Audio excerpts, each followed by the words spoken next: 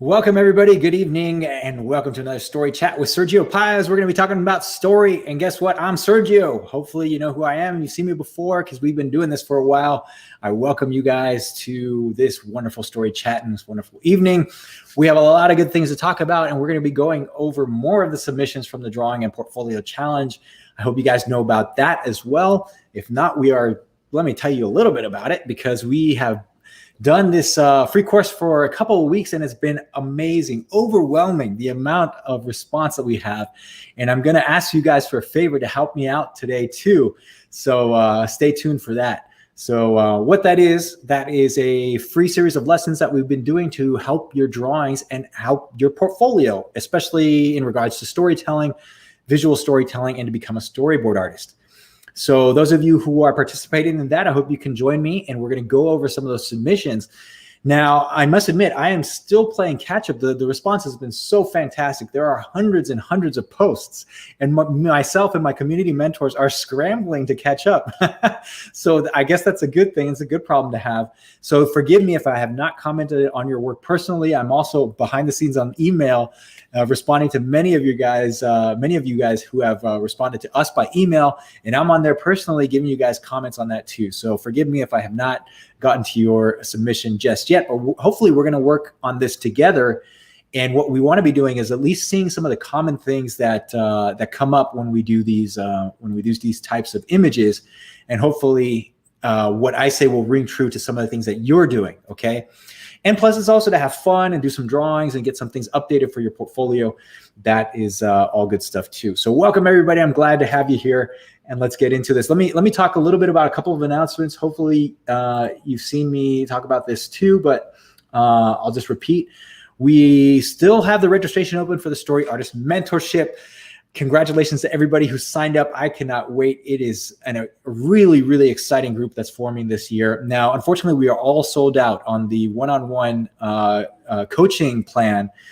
The full mentorship and the lessons only plan are still open.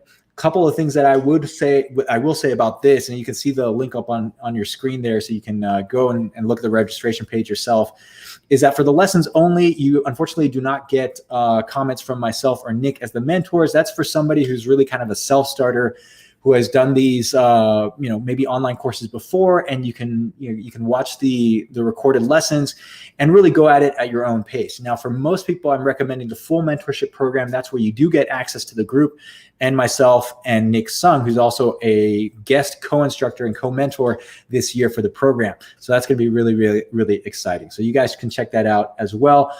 If you're interested in that stuff, you want to sign up before the 25th, that's when the registration will close forever. That will close for this year, and we have to get things started. And the real mentorship program for those who are registered will start up on October 5th. That is awesome.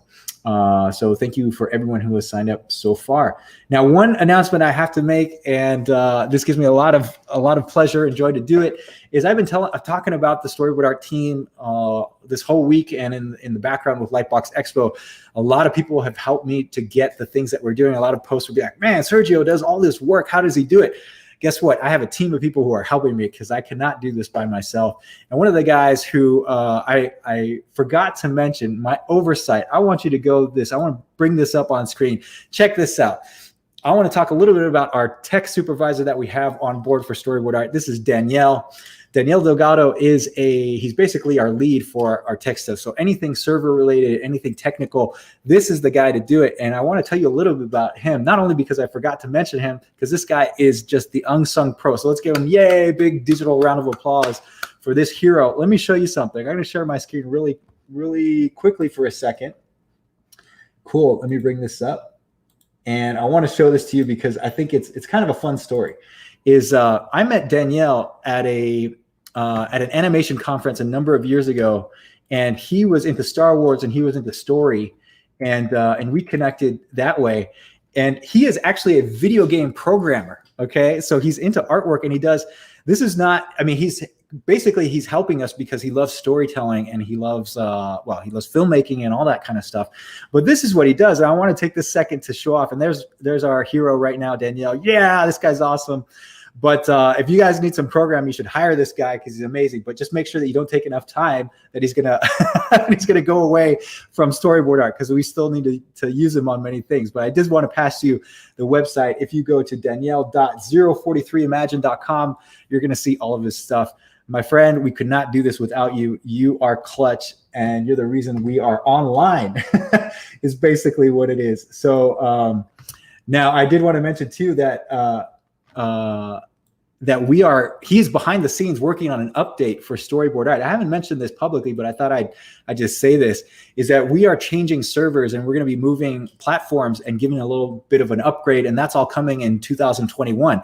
Now it's going to take us a while to do that, but Danielle is the lead who's doing that right now, and we haven't mentioned it because it's all behind the scenes. So when we have those updates, we're going to let you know, and everybody who's been following us for many years and who is part of the website platform, you're going to see a nice update there. It's going to be a lot smoother, a lot better user interface, and I'm looking forward to some of those things. And Danielle's been working on that for a while now behind the scenes. So yeah, this guy's awesome. We love you, my friend. All right, let's move on to the topic at hand here. Now, I will say we're going to go for about half an hour.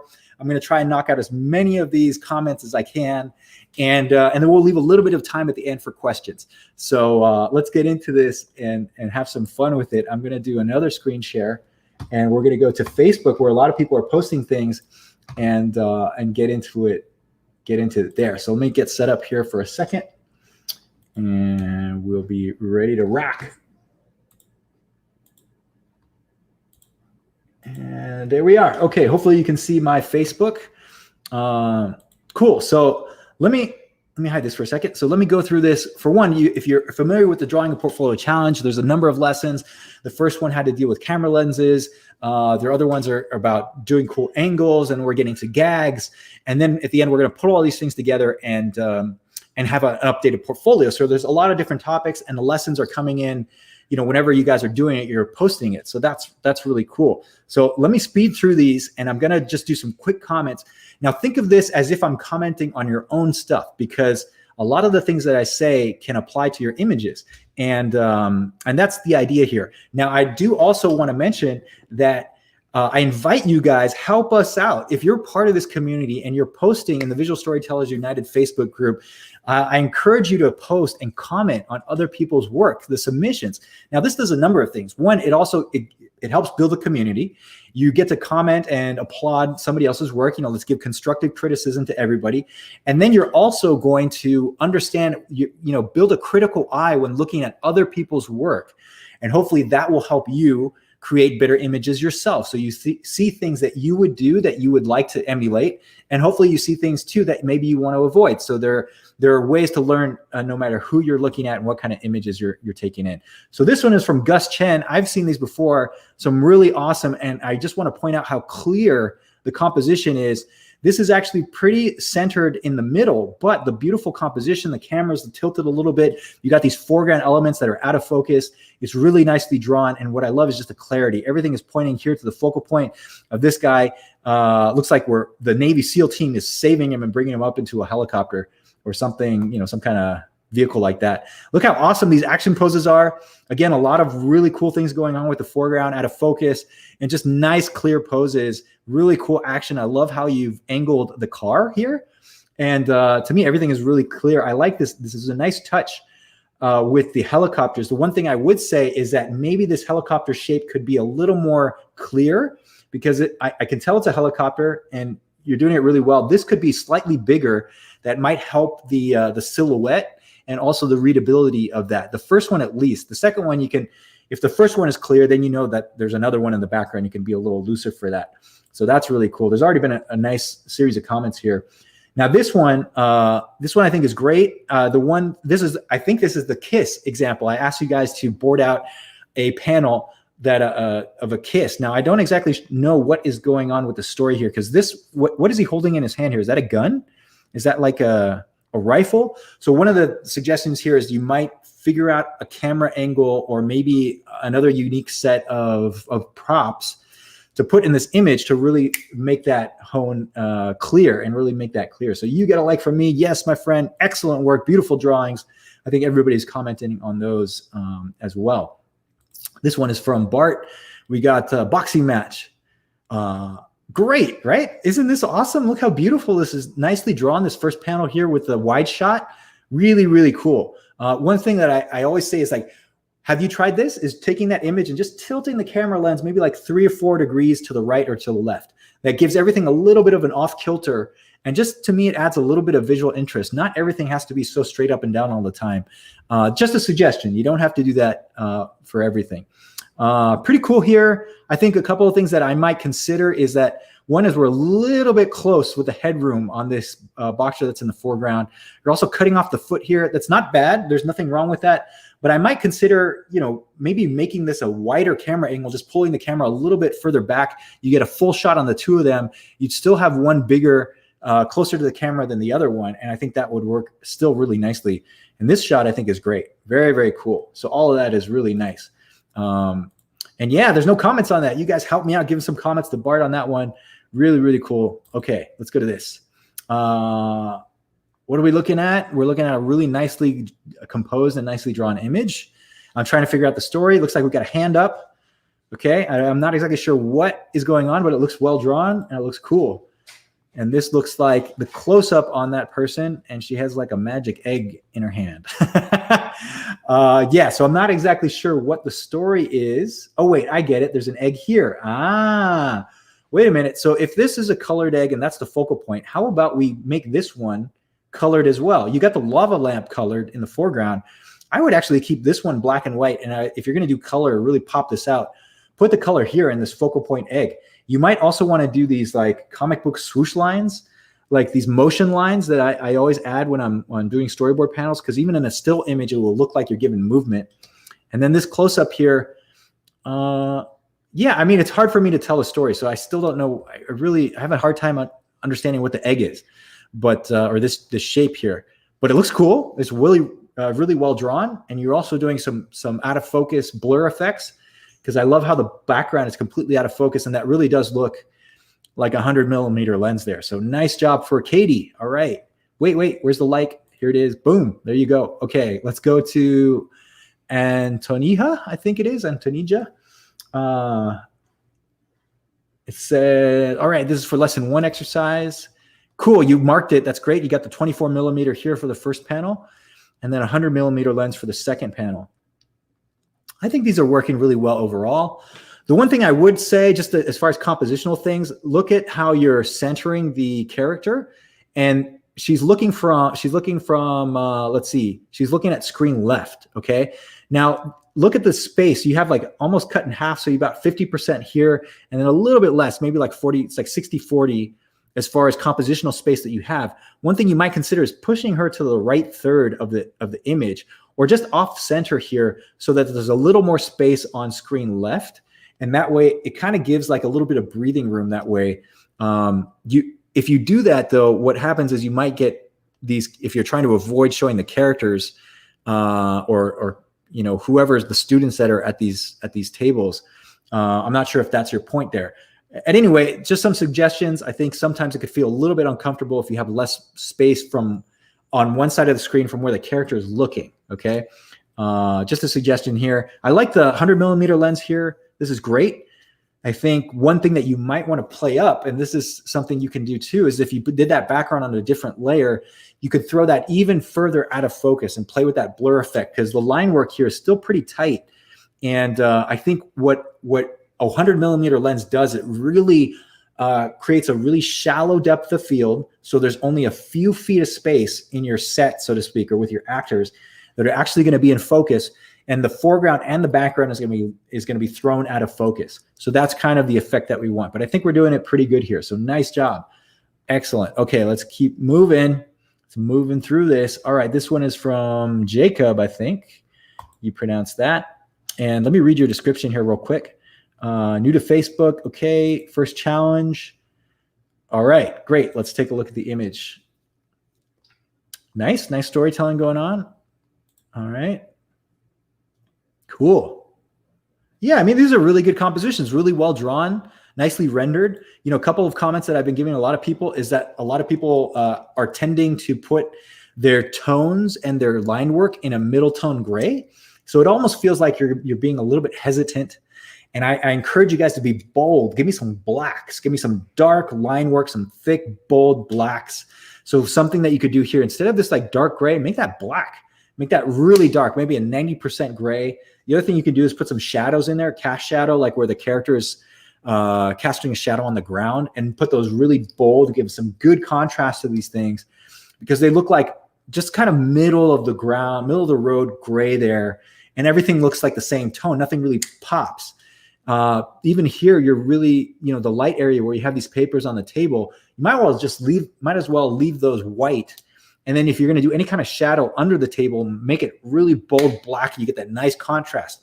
So having that full range of tones from 0, which is essentially white, you know, no gray or anything, all the way to 100% black, and having, you know, at least some steps in there that really give that good contrast, I think will do it.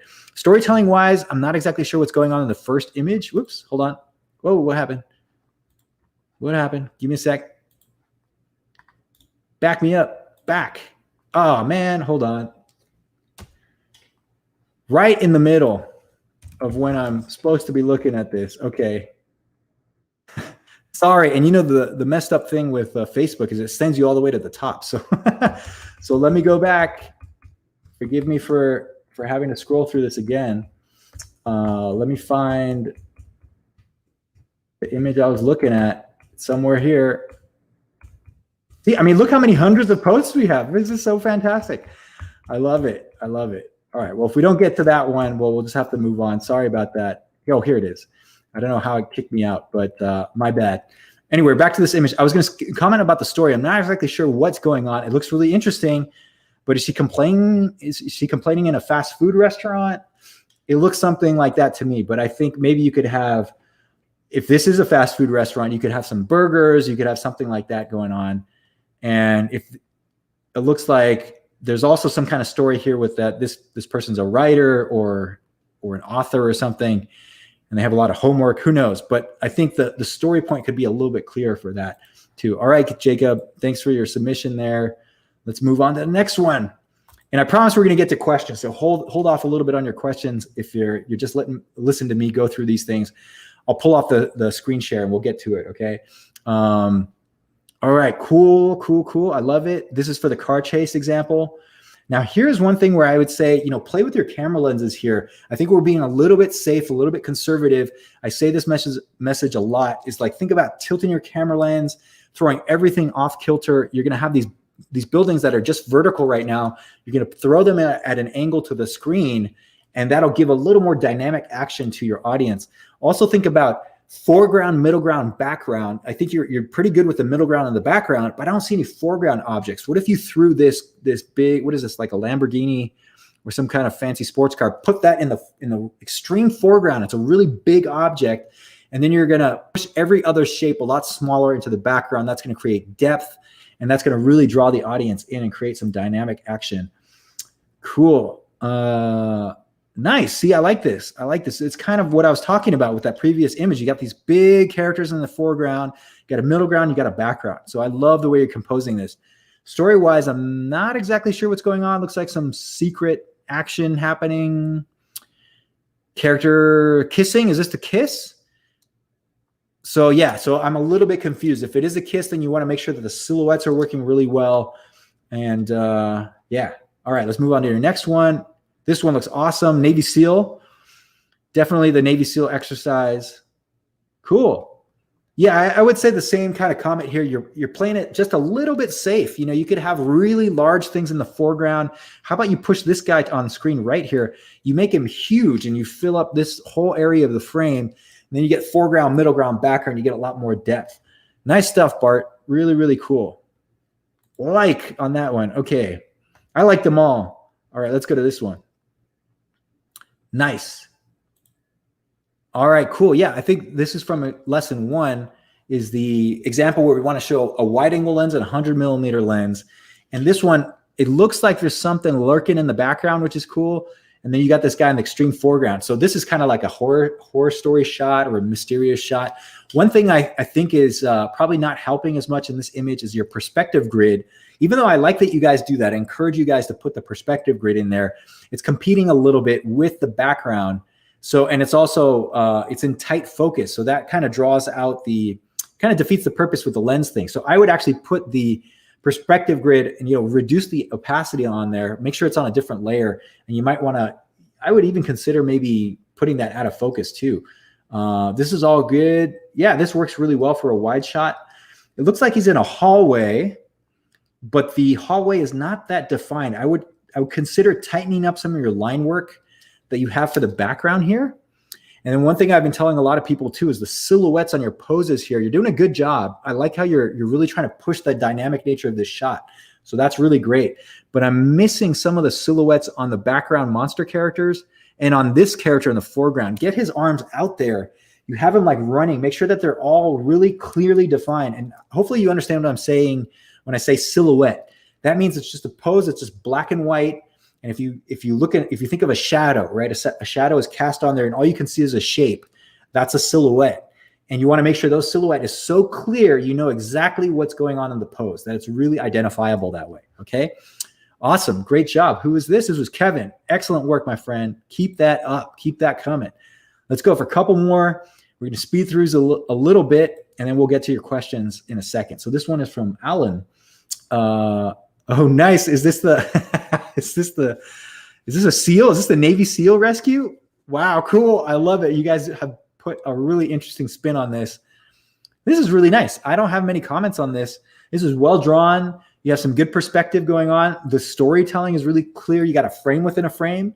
Can you see how this is, some really cool compositional things that you guys can do in your own images? So give Alan here a like on that.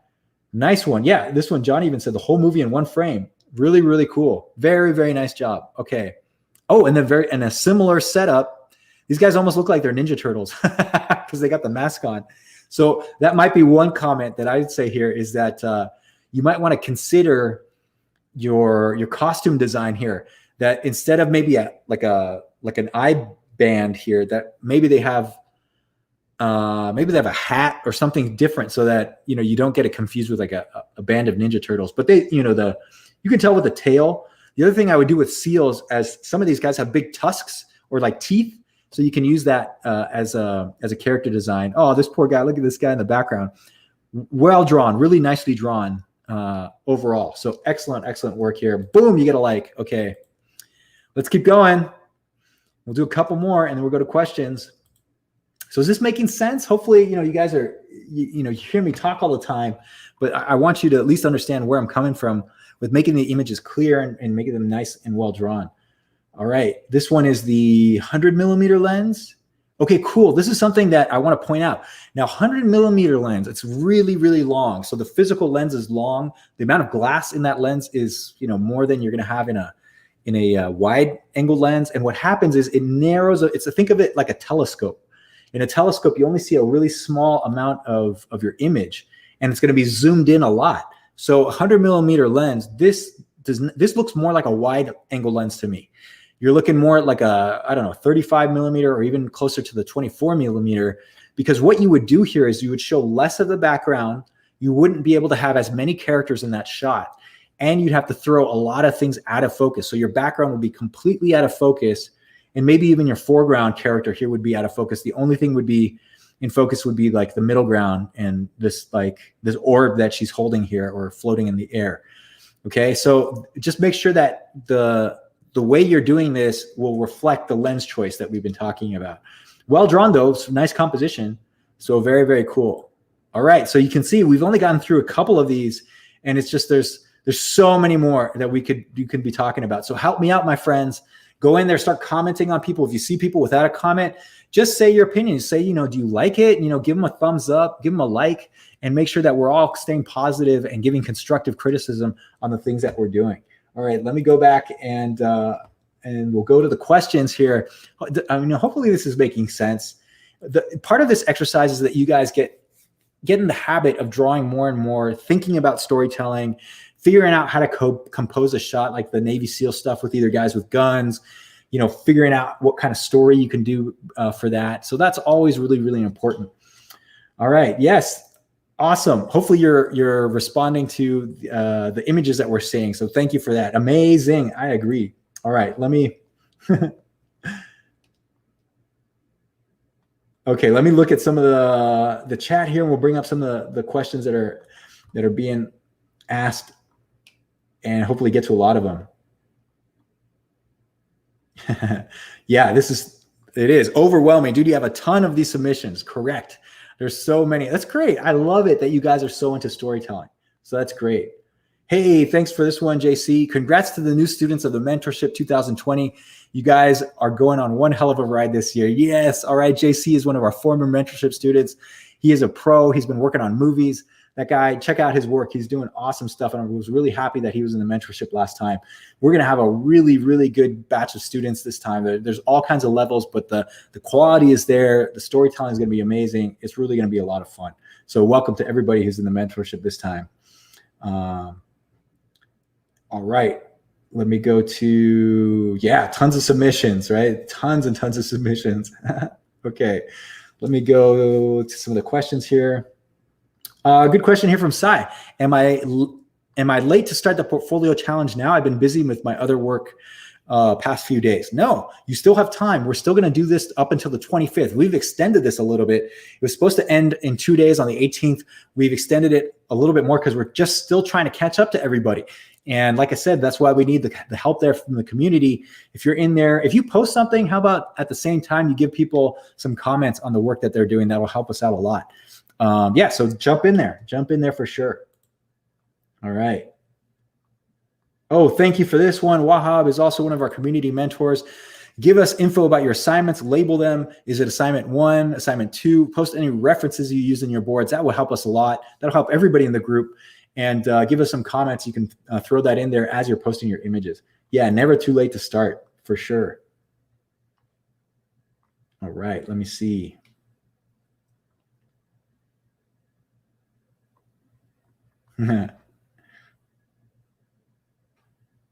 All right, Jacob, you're saying, oh, this is my dumb mistake. I thought they were supposed to be 2 random shots, so they're not connected by story. Hey, they don't have to be connected by story. No big deal. And guess what? You did 2 images that you probably wouldn't have done otherwise.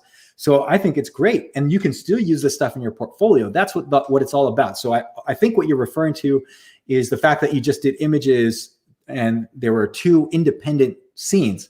That's totally fine. No big deal. I think as long as they're good quality images, they're well drawn, they have good storytelling going on. That's what's important there. Okay. All right. Let me see what else we got here. Man, obviously there's a great discussion going on in all of these comments. So fantastic. Thank you for that. Cool. Man, and they keep on coming. So let me see if I can answer most of these. A lot of these have been answered. So let me bring this one up from Irvin.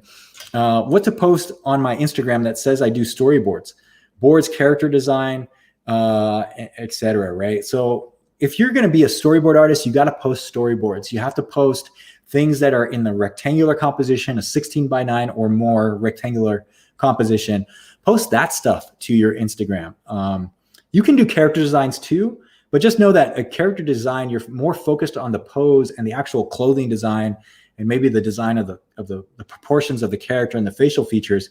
You're not worried as much about the actual storytelling. So this is one thing I recommend. If you want to do story and you draw some characters, put that character in a storytelling pose. So if that character is like, I don't know, if he's a superhero, put that character, you're going to design that character, right? Put them in a superhero pose, put them doing something heroic. That's one of the things that you want to do. And then post that to your Instagram. So immediately, every single pose that you do, every single image that you post has a story behind it. And one thing I recommend is following other guys who are doing similar stuff, and you'll get the idea of how you do this. So you can follow other story artists and just look people up on LinkedIn and the companies that you really like. You can follow guys on DreamWorks and Pixar and Disney and all the movies, even live action films. A lot of these guys are posting on Instagram, and if you follow one, you might get suggested to follow other people. So that's what I would do there. So yes, storyboards, or storytelling poses. That's really what you want to be doing for your Instagram. Now, every once in a while, you can do other stuff. I mean, if it's a lot of the things that I do are geared towards the professional, kind of your professional presence and your branding online. So I don't like to, just personally, I don't like to post pictures of like I don't know, trips that I take, or, you know, the coffee that I drank that week, or, you know, things like that. Even though they might be cool, I like to do things that are related to my profession, so that when they look at my Instagram or any kind of social media account, they're going to say, oh, this guy's a story artist. He posts all those things, right? So I do a lot of that, and you can check out my own work. In fact, I invite you to come to my Instagram. It's Sergio Paez Art, and follow me there, you know, and just check out what we're doing. Let's exchange follows on Instagram. Is this a pre-recorded video? Man, do I look that stiff? No, it's not. I can hold up, you know, fingers and whatever to tell you what that it's not a pre-recorded video. Yes, it's live, my friend. All right, let's go to the next one. Yeah, I love it. Thanks, Adrian. I actually just bought tone paper after you mentioned it at Lightbox Expo. Nice. So I love using a toned background, even in my sketchbook, because I'll carry like a white marker or like a crayon, and then I can just pop out some tones. I don't do it all the time. Sometimes even on a toned paper, I'll just use like one pen or, you know, one pencil, and it all becomes like just two tones, essentially, the tone of the background and whatever you're using to paint with or draw with. But at least it gives you that option if you want to render it up a little bit more. And yeah, and I do the same thing for my storyboards. I'll usually start with a gray background, and I just like it a little bit better than just having a white. Okay. Here we got a question from, let's see, is it Angel? How do you determine how to use value and color? I see some storyboards that use value to determine the lighting scheme, while others use it just to show the focal point. Does it matter? What matters is the clarity of your image. Okay, so it doesn't matter how rendered it is. It doesn't matter how many tones you put. It matters that you communicate the story point and the story idea. To me, that's the only thing that matters. Now, there are ways to get there using tones so that it will support your story image. And a couple of things that I do with value is I'll have a limited value scale. So I talked a little bit about getting more contrast and punch. I'll have a white, and I'll have a black, and then I'll have about 3 mid-tone values in between. And that's all I use. So like a middle tone gray, which is about, let's call it 50% gray. Then I'll do like a lighter one, which is like 20%. And then I'll do an in-between one from the 50 to the 100. 100% would be black. So you do about a 70% gray. So if you got a white, you got a 20% gray, a 50% gray, 70%, and 100%, which is black. Okay. And those are your gray tones, and essentially use those over and over again. And that's it. Don't get in there with subtleties and rendering, because you just want to have flat tones and make this quick. Those are kind of a shorthand to doing it. Color, on the other hand, I actually usually avoid color, because doing color work takes a long time. And I only do it if the client's going to ask for it, or if it's really necessary for me to use color in that storytelling image.